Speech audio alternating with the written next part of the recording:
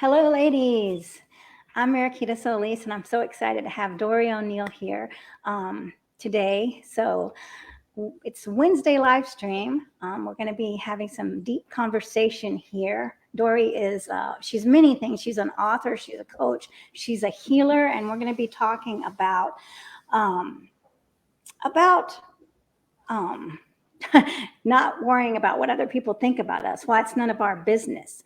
And so I'm excited to talk about this because this has been it's been causing issues in my life. I mean, for a long time until I was able to take back control and kind of step into the right mindset. So Doree, tell the ladies here about yourself. And ladies, let us know if you're watching, where you're watching from, and give us any questions you got, or if this is resonating with you. So Doree, tell us about you. So thank you so much for having me here today. I'm so excited to speak with you. You and I have met through social media and have just connected, which has been amazing. And I'm so blessed to get to know you. I am Doree O'Neal, and you're absolutely right. I'm a coach, I'm an author, I'm an inspirational speaker. I'm also a recovering alcoholic. And as part of my recovery, I've learned so many different things. And that's where coming in as being a coach, I want to share with the world a lot of the different nuggets of information that I learned getting sober that helped me, number one, to get sober, to stay sober, but just improve my overall life and to help me to gain confidence in who I am as a woman and as an overall human being. And one of those big things, like you talked about, is what you think about me is none of my business. That was a game changer for me when I learned that. I struggled with that too. I was raised in the South, and I don't know if it's a Southern thing. I can only relate because I was raised in the South, but I know that we were always taught, be polite. If you can't say anything nice, keep your mouth shut, and always do for others. But more importantly, do not let anybody else know what's going on inside the house. You don't talk about your problems, and you always worry about what the neighbors are thinking. What will the neighbors say? Who's going to be talking about you? And then as you got older, or I got older and got into grade school, kids picked on you. And why did they pick on you? Because it was something maybe you were wearing, or it was the way you were behaving, or something that they just couldn't quite relate to. So you started worrying about what everybody said because you didn't want to be an outcast. You wanted to be popular. You wanted everybody just to really like you. And I think that's what a lot of us want at this core of everything, is you really want to be liked and accepted. And so you start caring about what other people think about you. And in the beginning, it sort of serves its purpose like everything else does. It becomes a survival mechanism, if you will. But as you get older, all of these survival mechanisms, the wheels start coming, like the bolts start getting loose and everything starts getting a little wobbly. And as time goes on, those things don't serve their purpose anymore. In fact, they become quite the opposite. They become things that become a detriment to who you are. And that big one for me was caring what other people think about me.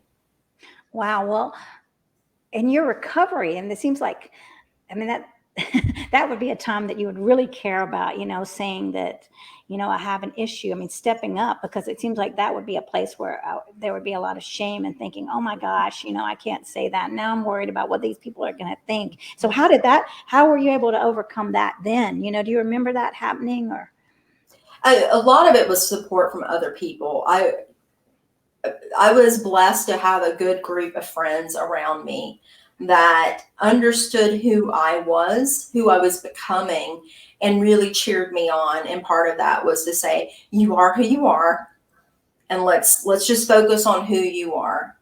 And one of the key things, other things they taught me when I was learning all of this, and then my exploration into my spiritual side, tapping into my spiritual side as well, and learning all kinds of different things about perspectives, was that most people aren't thinking about us anyway. And so we have this perception that we're numero uno, and we're walking around thinking everybody's thinking about us, and most of the time they're not thinking about us anyway. And so having that support from them and having them teach me that, most of the time they're not thinking about you. and all of these different other little things like that, it started to go, okay, all right, this is starting to make sense now.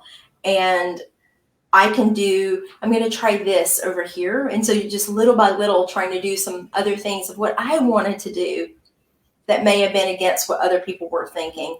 And really starting to dig into those different areas of my life and trying new things was really a good way for me to get the ball rolling in that area. Yeah, that makes a lot of sense. And I think we can get caught in those loops and make up stories, about what other people think. And then, and then after we've made up all these stories and then we start living by that, and I don't know. I mean, sometimes it's hard to get out of those loops that we get caught up on, like, well, they think, they don't really like me, or maybe a teacher said something in the past, and then you're holding on to that one comment and you make a huge story around it, and then it cripples your whole life. So, I mean, if you do have those kind of beliefs, I mean, how can you step away from them? I mean, would you recommend to someone to start stepping in, away from what other people think, one thought? How do you start to let it go? I love that you said that, because that's actually what I teach a lot of in my coaching. It is around paradigms and how all of these different neuropaths get together, and it gets pretty kind of scientific, but it becomes like a rut in the road. If you've seen like where there's those ruts on the highway and your wheel can kind of catch them. Those are what those negative beliefs and those negative thoughts become in your whole system. And that becomes who you are. And you're absolutely right. In order to change, you have to change those beliefs. But the first thing you got to do is identify what those beliefs are. And you can do that with just meditation. That's a big one. Sitting in quiet and figuring out, what's the one belief right now that's holding me back? What is that belief? Work on them one or two at a time. Don't try to make a list of 50 and try to go on that list and go, I'm going to knock all these out at one time. It is a process. It is like peeling back the layers of an onion. You just keep going and going and going, because we have, since the beginning of our birth, thoughts have been planted into our heads by people saying things, and we've absorbed them and we believed them. And so being able to just take that and go, what's the one? That's the one I'm going to focus on. That's the one I'm going to work on. And the first thing you ask yourself is it true? Is it true? Most of the time, it's not even true. You're right. It became something somebody said and we believed it, and it became our truth. And so if you can logically look at it and say, is it true? No, it is not true. Okay, well then what is true about that? And then that is what you then start going, okay, that is what I'm going to replace with this belief is this. And then there's all kinds of different methodologies that you can use, such as affirmations. That's a really good one. Again, I keep going back to meditation. Meditation, some people don't like meditation, but affirmations, writing it down, and really truly starting to believe that new belief is the truth, because it is. So how does the brain really help you, program that new belief? Because a lot of times it's like, well, I just can't do this, and you try to do it for a week and then you just go back to the old. You might be very motivated, like, I'm going to do it. But then a lot of times we just fall back to the old patterns, and is that normal? What would you say to that? I would say it is normal. I can't tell you how many times where I've said I'm on a diet, and then a week later, I'm eating a piece of chocolate cake.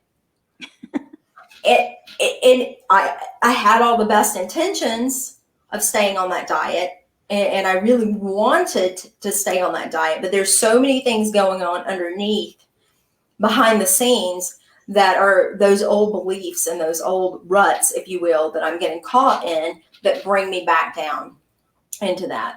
So yeah, that is absolutely normal for that to happen. I would say that for what has worked for me is, number one, repetition. A week's not going to do it. But continue with the repetition of the affirmation, of the writing it down. Just keep going with it for a month, 2 months. And even if I have the chocolate cake, within that 2-month period while I'm doing it, I'm still slowly chipping away at that old belief in my head. And it's slowly beginning to change what we call into a new pathway. So it starts out like you think of a forest, and you're walking into the forest, and when you first walk through, there's twigs everywhere, there's things that are scraping you up because you've never been there before. But if you were to go down that path every day for 60 days, a path would form. Mm. And all of those things that scratched you before, no longer there. And then you start to see the way, and then it becomes almost like second nature to go down that path because there's nothing to think about anymore. And that's sort of the way that you do it and the way that you work it through your brain. Well, that makes a lot of sense. And then, knowing that you have the power to create, and it's just about persistence. I think that's the main thing about changing your life. Knowing that you probably will go back to the old pattern, but getting right back up and doing the new thing again and not beating yourself up. Just staying the course, no matter what it takes, no matter if I fall off 100 times, I'm still going to stay the course. You're better than you were before you got back on, or before you got on to begin with. So Yeah. every time that, and you're absolutely, don't beat yourself up. If it's not exactly the way that you expected it to be, just keep going and just keep trying. And it does get better. I mean, I can't explain to you. I struggled with my weight after my alcoholism. The weight thing, it was like, okay, now I need to deal with it. I struggled with my weight since I was 4 years old. And for me, that has been like a primary thing. I'll tell you what, changing the way that I think about the way that I think about the way that I am around my body and loving my body and the way my relationship with food and all that is what is making the difference. I've tried a million diets. I'm not a million. I'm being dramatic, Right. but thousands and thousands of dollars in diets. You name it, and I probably have tried it, and I've probably done it more than once, each one. But to be able to go, if I can change my mind about this and follow exactly what I need, it's a game changer. And it's that way with anything in your business.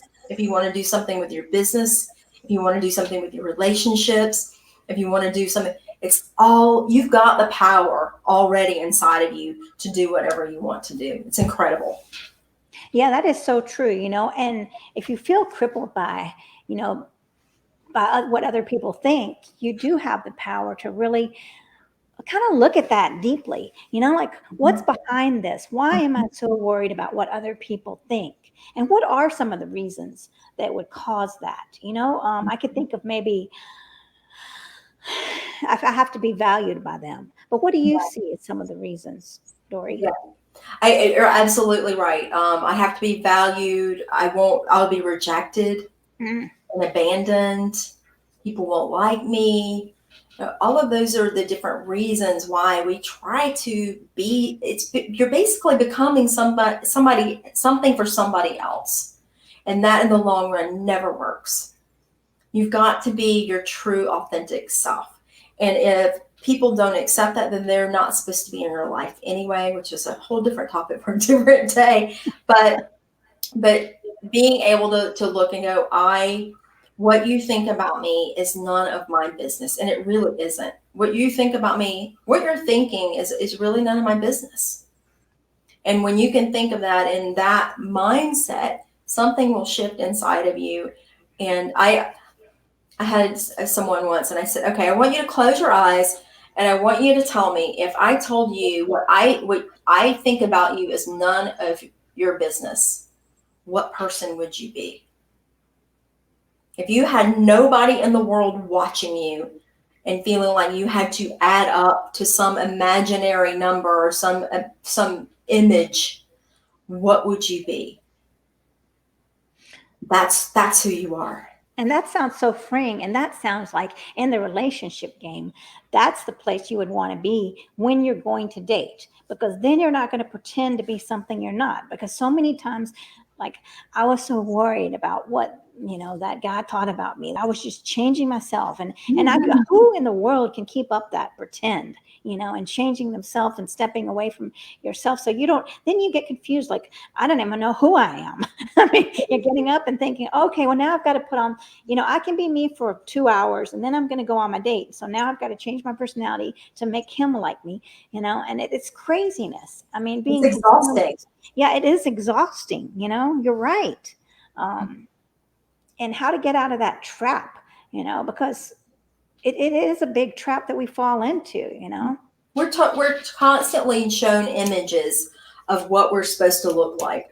I mean, I'm so grateful that finally some people are waking up and actually showing commercials with women the way that we actually really look. But we are, from the moment you think about it, all the eating disorders, all of these things are because we are told this is what beauty looks like. This is what success looks like. I say, forget that. Success is and beauty is what it is to you. Right. And the way you feel about who and exactly who you are. That's what it is, not what other people think. You're right. I mean, we're overwhelmed by that. And like you said, like worried about what the neighbors think, and worried about, if we measure up, and if we don't have the home, then we're going to be worried about, we're ashamed to come out, we're ashamed. And then we've got social media that, we're really feeling like we're not good enough all the time. And, how can I go out? How can let's just say, okay, I gained 10 pounds. Now I can't go out because I'm going to be so embarrassed. Because a lot of times I know that I've had this where people would say, oh my gosh, you look so great, right? And then if I was heavier, I would never hear that. So it's like, I would think, oh my gosh, I'm embarrassed to go see them. I'm embarrassed to see them because they're not going to say, and sure enough, they didn't say it. So, and I think that's just very crippling, and it's really sad that people are that I would get that feedback, oh, well, you're so skinny now. Wow, you look great. And then the other, oh, well, that no comment about that. No comment at all. If you can't say anything nice, don't say it at all. That's what's going through your head. And more than likely, though, that's not even what they probably thought you looked amazing anyway. They noticed that you were probably as beautiful as you were last week, and didn't say anything. Now, I did have once when I was in high school. I worked at a grocery store. We had to wear these big red smocks. I was a cashier, and I actually had a woman come up to me and ask me when I was due. Oh my gosh. So that one was but again, that's her perception of whatever was going on inside of her head. Was it nice? Absolutely not. That was not nice at all. But did I have to let it go down to the root of me where I started back into my eating disorders? It did trigger. It triggered a lot of things for me back then to something like that. Now, today, I probably would just, I laugh it off and just, say, that's not very nice. Well, that is so interesting what you were just saying. I mean, the fact that we don't know what they're saying, and it's all about their perception, right? It's not really about us, because they're going to treat everybody that way. It's not just us that they say that to. A lot of times we think, it's about how do we step away from taking things personally? We take things personally because we think we're special. So that's the ego. That's the ego. That is the ego saying we are numero uno and we are special, when really and truly we are part of a greater, much greater whole, that we all play together and we're all part of this. But when we start thinking that we are special, that's when we get offended. And that's when we start to be so worried, like it's almost like we are, on stage all the time, and and then we have to worry about what everybody's thinking about us. But it's not really like that. People are tending to their own business, and then if we would spend that time tending to our own business and not worrying about what they think about us, how would our life change, right? The world change. If everybody could just do it, the world would change. But that's where it starts. It starts with me and you and the listeners and everyone changing ourselves one by one. and not putting demands on other people. Like, you've got to validate me again. I'm really worried. Now you've got to validate me, and then taking responsibility. I'm not waiting for validation. I'm not doing things for other people. Now I can actually do things for myself. Like, what can I do to make myself happy instead of trying to make you happy, because I'm so worried about what you think all the time, right? And that is empowerment. That is absolutely empowerment when you can step back and say, I don't need your validation. I got this on my own. I got my own thing going on. You've got your own thing going on. And you know what? I'm good. Yeah, and that's really powerful in the dating game. I mean, that's so attractive. I mean, what would you think? What do you think is really attractive? I mean, in the dating game, as well, how would you present yourself, right? I mean, what would you think would be like a profile of someone that's attractive with this kind of mindset that I'm not, and you're not coming off as arrogant, but you don't care what Right. other people think. But how does that kind of lady present herself? Confidence. It comes across as confidence. And I think confidence is very sexy.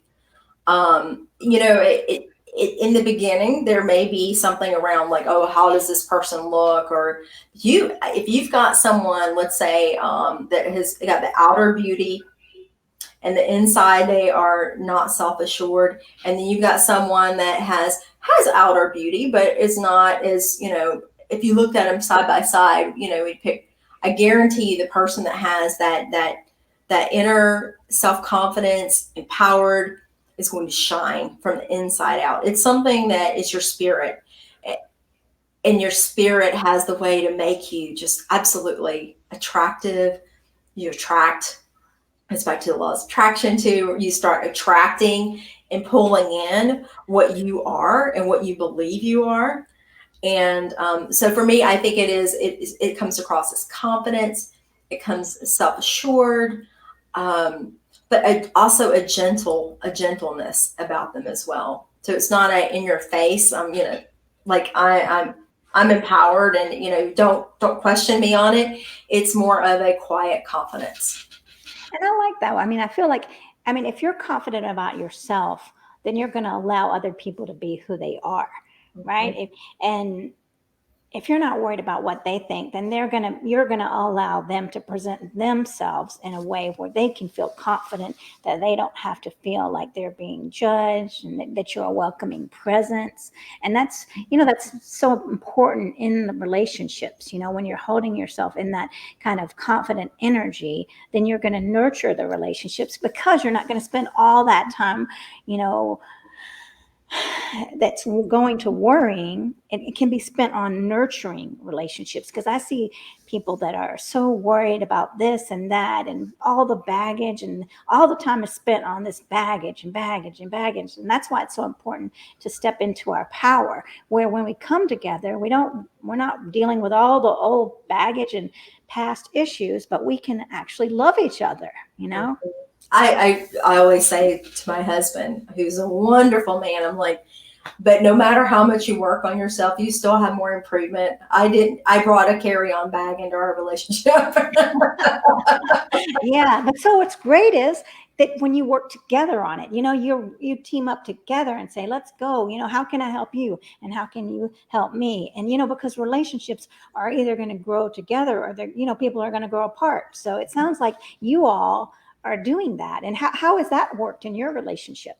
It's, we're both starting new businesses, both of us. And so it definitely, it comes with its own challenges when you've got two people and we have a family. And so we have a lot of things going on. But I love that, when we talk about what we don't know what the other person's thinking, it goes right back to this, keeping that in mind, because I will say something to him. He reflects back to me, and he stopped me the other day and he said, "You have no idea what happened today," because I was reacting to something that he said to me, and and he was like, "You had no idea what happened to me," and then he explained to me what had happened, and I went, "That makes sense. Now I know why you were behaving." I thought he was angry at me, had nothing to do with me at all. So I still have a lot of work to do myself as well in this area.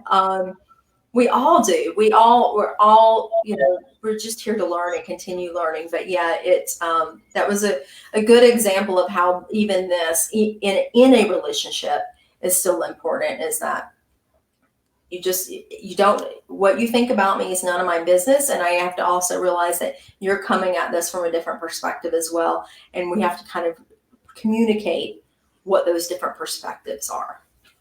Right. And that's very powerful, the communication and communicating through love, right? Being open to that and really in a growth oriented, knowing we are growing together. We're not in that fixed mindset, right? We're in a growth oriented mindset of coming together and healing and knowing that that we have a zillion chances, learning opportunities, a zillion chances to make it right. Maybe we slipped and fell down, but now we have a billion more chances to get it right. And so it's just knowing that, yeah, okay, so I messed up, right? But then moving forward and not getting stuck on that speed bump, and asking your partner for help.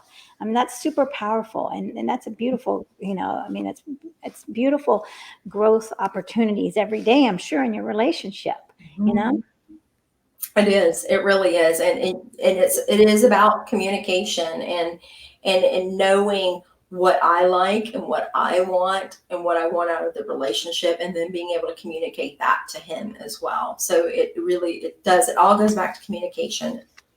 Yes, and not assuming that he's going to know, right? Stepping up and requesting your needs. So many times we'll think, well, they ought to know, right? Well, they don't know unless you communicate. Like, I'm very guilty of that. Why didn't you know that I needed help with the dinner? Because I didn't say I needed help. I didn't, That's it. I didn't ask, please, can you help me with this? Can you stir this while I'm cutting this up? And then they're like, oh my gosh. It's so funny you say that, because I actually have, you can see my stand over here on the other side of me. I have a crystal ball Uh-huh. on that stand.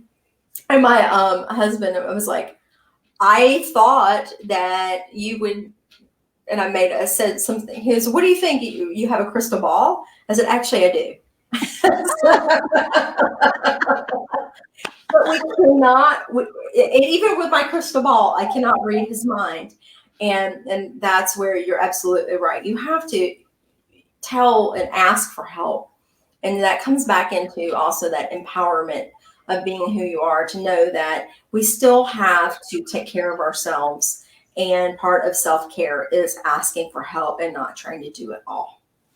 That's very true, because a lot of time as women, we get into these traps of thinking we can do it all or not wanting to ask for help, because we are, a lot of times we're the caretakers, and then we are neglecting ourselves by not connecting to the resources that are right there in front of us. We've stepped away from all that. So really, that's empowerment when you and I connect, or, and then we have our connections, and then we all come together just to make this world a better place. Thinking about it, not on just who we are, but in the greater need, what we're here to do in life, not just get up and put our clothes on, you know what I mean, and go, do this podcast or a live stream. But it's more than that.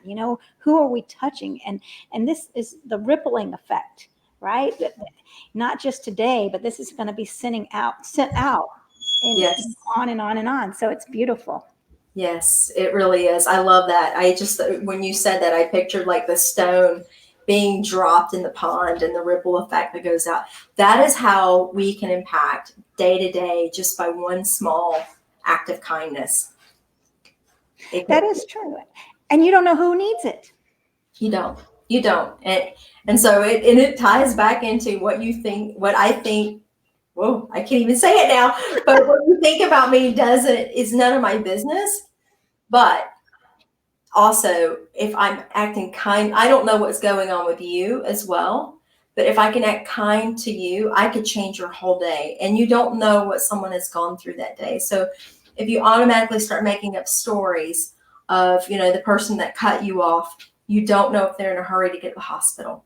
You have no idea what's going on with them. So if you can change it to an act of kindness and just maybe say a quick little, hey, I hope they get where they need to go safely, and just leave it at that. Yes, that's true, right? Yeah, I love that. And even saying, you know what, it's none of my business.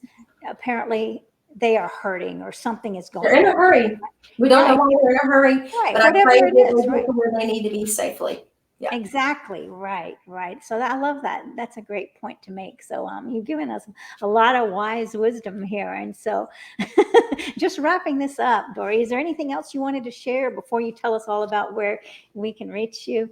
No, I'm just honored that you had me here today. So thank you so much. And I love this topic, and it's a really, really good topic, especially for us as women. So thanks for letting me talk about it. Sure. So tell the ladies where they can get a hold of you. And I want to make sure they put your comments. But so you've written a book, and tell us about what's going on with you and where they can find you. Okay, you can find my book on Amazon. You can find it by looking at my name, Doree O'Neal, and that's with the apostrophe. It's called Seriously, How I Went from a Hot Mess to a Daring Badass. And it's about my story of coming into sobriety, but really stepping into who I am as Doree, and being true to me and all the little things that I've learned. So whether you've gone through addiction or not, it really tells you about how you can come into your own. So that's my book. You can find me at therealdoreeo.com. And that's also my handle on Facebook and Instagram as well. Well, great. And I really encourage anybody watching to reach out to Doree. I mean, she can empathize with you. She's got such great wisdom to share. So thank you so much for being here, and everybody watching. Thank you, Doree. We'll have to do this again. I love it. Thank you so much. All right. Bye-bye. Bye.